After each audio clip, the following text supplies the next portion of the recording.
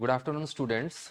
Myself, Sanat Kumar Swai, and we'll be discussing about the limitations of organizational behavior in today's class. Earlier, we had already discussed about the various concepts relating to organizational behavior and about the introduction in the organizational behavior, various aspects of organizational behavior. So today we'll be discussing about the limitations. What are the limitations in the organizational behavior? Okay, so we'll be going through various slides to understand. So as we have already discussed that what is an organizational behavior and how it is important in understanding a group behavior in any organizational, okay, in any organizational setting, how the organizational behavior is very important. So we'll be what kind of behavioral attitude is been studied in any organization, that is known as organizational behavior. So it's a field of study. It's a field of study which examines the behavior of the individuals working in any particular organizations, whether it's in a group or within any structural settings within an organization. So the organizational behavior, it provides a valuable insight, okay, insight in any human behavior in the workplace, and it has got its own limitations and it has got its own challenges as well. So we'll be discussing about few limitations. What are the limitations in the organizational behavior? So simplification of complex reality. So if you see that every organization is itself is a very dynamic, and it's a complex system. Every organization is very complex in itself. So the organizational behavior models and various theories, they try to simplify the complex and the dynamic structure, the nature of the various organizations. So that is one of the point. And the second point is that the human behavior in the organizations is influenced by multiple factors. A lot of factors are been is involved in the influencing of the human behavior. Okay, so sometimes it does happen that the organizational behavior may or may not be able to understand its complexity, the complex behavior. It is not that easy to understand or simplify the complex behavior of any organization. So that is one factor of the limitation. Now, the second factor, it is lack of universal principle. As we have already studied in the previous chapters that uh, organizational behavior, it has its own limitations. Like every organization has its own core values. Okay, it has its own cultural values, norms, rules, regulations. So sometimes what does happen that the organizational behavior, it lacks various universal principles. Okay.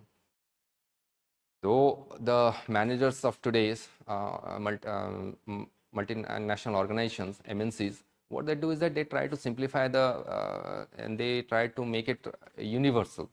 Okay, the principles should be universal so that there is no issue with the workers and with the organizational structure. But sometimes it does happen that in spite of the tremendous task, it is the organizational behavior doesn't try to simplify the universal principles. Okay, it is sometimes not practically possible on the part of of the organizational behavior to simplify the universal principles. Okay, so sometimes it does happen that if something is if something works in a particular organization, that doesn't mean that may also work in another organization. Okay, that may or may not. So there is a chance that not 100% chance that it may or it may not work. Okay, so there is a challenge. Okay, there is a challenge for the organizational behavior. Okay, to find out a one fit solution, so that can be adopted in every organization. That is not actually possible. Okay, so the second point is that it lacks universal principle. Okay, The third one is subjectivity and interpretation. What do you mean by subjectivity and interpretation? Okay, see, human behavior is very subjective. Okay, it is very subjective, and sometimes it does happen that the organizational behavior, it when it is interpreting, okay, when it is interpreting the human behavior, it is uh, it is very subjective, okay, and it is very rigorous. Okay, so sometimes the various researchers and various managers and practitioners in the organizational behavior, they interpret various phenomenon, okay, in their own ways. So that also creates certain biasness, okay, and certain disagreement within the organization. Okay, that may not be all the managers or all the officials working in a particular organization, they may not come to a particular term. So there may be disagreement, there may be potential biasness, okay, while interpreting a human behavior. Okay, so the third point. Now, limited predictive power. See, organizational behavior, though it predicts, okay, it does predicts. It has an insightful behavior into why these things happen, why that is happening, okay. But predicting a human behavior is always a challenge. It it was a challenge, it is a challenge, and it will always remain a challenge, because it is something related to prediction, okay, predictive power, okay. Sometimes we predict and the prediction comes true, and sometimes the prediction may or may not come true, okay. Why? Because every individual is been influenced by various factors. It may be internal, it may be external, okay. So it is definitely it is a challenging for the for any kind of organizational behavior practitioners to predict any individual behavior, okay. So it has got a limitation of prediction, okay. We cannot say that a organizational behavior practitioner, he or she can predict on particular individual behavior. It is not always possible, okay. So it has got a limited predictive power. Now, ethical concern. See, when we are working for a particular organization, okay, ethical norms and ethical concerns are of utmost reality. Very important, okay. Why? Because we have to uphold the ethical concerns for any organizations we are working, okay. Sometimes it does happen that while we are when we are studying the organizational behavior of a particular of a particular employee or a particular group, sometimes we have to be concerned, we have to be our concerns should be more while we are because it is related to the privacy of that particular group of or the particular or individual, okay. We cannot manipulate though most of the higher authorities or the most of the organizational behavior practitioners, they manipulate, okay. But that is somewhat a big no, okay, because that is something is related to ethical norms, values, moral values, ethical values, and we should adhere to that principles, okay, which may relate to the to influencing of the employees particular behavior, okay. So while when we are applying, when the managers, they apply the organizational behavior concepts and techniques in a particular setting, ethical considerations comes into play. So they have to think about the ethical concerns most importantly, because that is something related to the privacy and psychological principles of the employees behavior, okay. So we cannot they should not ignore it, it should not be ignored at any cost, and ethical concerns should be of extremely important, okay. Now, cultural and contextual differences. So what do you mean by cultural differences? We have already studied in the previous class that every organization has got its own cultural values, okay. It has got its own work culture, okay. So while a multinational organization, when they which is spread across multiple continent, multiple countries. Okay, so they have got their various different types of cultures, different types of context. Okay, so sometimes the theories, the organizational behavior theories, it may not translate properly in a proper sense while they are working in different cultures at different places. Okay. And moreover, the cultural norms and values, they also play a very significant role. They play a very significant role while applying and influencing the individual behavior within an organization. So sometimes this also makes a very challenging job for the organizational behavior practitioner. Okay, so this is one of the important point, cultural and contextual differences. Okay.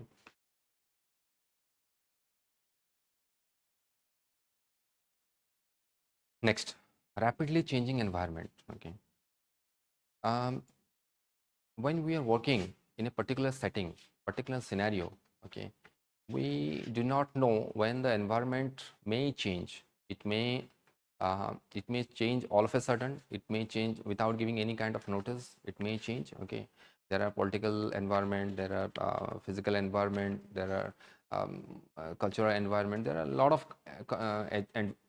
environments which can change all of a sudden. Okay, so the OB, organizational behavior practitioners, okay, they have to keep abreast and they have to keep pace with the rapidly changing environment. Okay, because to keep up with the pace of their business and technological environment advancement, they have to be up to date. They have to be up to date and they have to be thoroughly researched about the technological changes or behavioral changes or any political changes which may hamper their business. Okay, but again, one more thing, the multinational organizations which were working in couple of years back, and what was true at that point of time, that may not be true in today's world, because today we can see that the environment is becoming very digitalized and rapidly it is becoming digitalized. So uh, to cope up with the fast pace of digitalization, we have to have hand-to-hand um, uh, rapidly. We have to keep the pace with the changing environment, or else we will be left behind and our competitors, they may move ahead. So we have to have the proper research in the rapidly changing environment. So this is also one of the area which has limitations in organizational behavior. Okay, we may not follow that traditional theories, organizational behavior theories, which may be outdated in the long run. Okay. Now, individual behavior, overemphasis on individual behavior. When we talk about organizational behavior, it is something related to the individuals working in a particular organizations, and while we are studying on the individual behavior of that organization, particular organization. So sometimes we get overemphasis, we give more importance on an individual behavior. That is true, because it is also related to an individual's behavior, and while studying the individual behavior, that is utmost importance for the organizational well-being or organizational um, um, development. Okay, but sometimes while we are studying the individual behavior, we also lose on the group dynamics.